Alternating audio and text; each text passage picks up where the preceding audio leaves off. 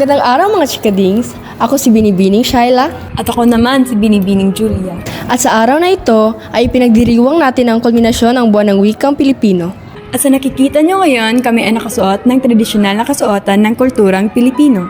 At ngayon, kami ay magkakaroon ng kaunting palaro para sa ating mga Koreasyonistas. Kaya ano pang inihintay natin, kundi tara na!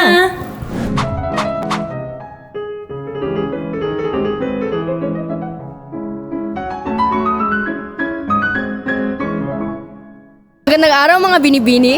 Maaari ba naming malaman ang inyong mga pangalan? Shaina. Trixie. Ginang Mayan. Binibining Applejoy. Lakambini Michelle ng STEM 8. At ako naman po si Nico Lacan ng STEM 8. Janison de la Serna. Ngayon ay may kaunting trivia lang. Kung matatama niyo ito ay magkakaroon kayo ng premyo.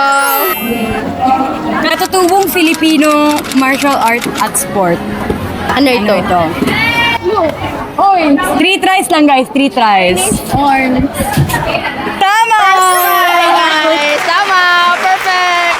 Ang awit ay nagsasalaysay ng pakikibakas ng mga magsasaka na magtanim ng palay sa maputik na palayan sa buong araw.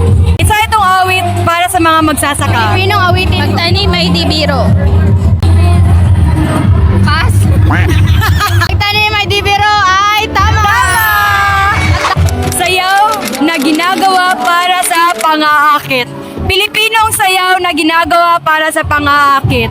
Harana. Mali, sayaw! Sayaw! Let's try! Pilipinong sayaw, tradisyonal na sayaw. Clue! Ang first word ay C. Folk dance. I don't have idea. No idea. Sige, ang sagot ay karinyosa. Isang tradisyonal na mangyan, loincloth na isinusuot bilang pagpakita ng paggalang at pagsunod sa mga ritual ng tribo. Ano yan? Wait, wala ko idea. Outfit? Barong Tagalog? Yeah. Wala ko idea na Barong Tagalog. Barong Tagalog is wrong. Wrong. The right answer is The right answer is? bahag. At dahil dyan, May premyo kayo!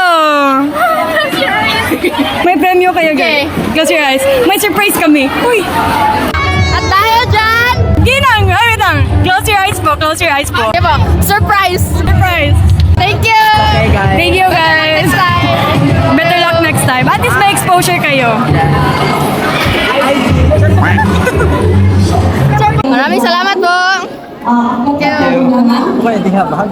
3, 2, 1, run! Manuel L. Quezon. 3, 2, 1, run!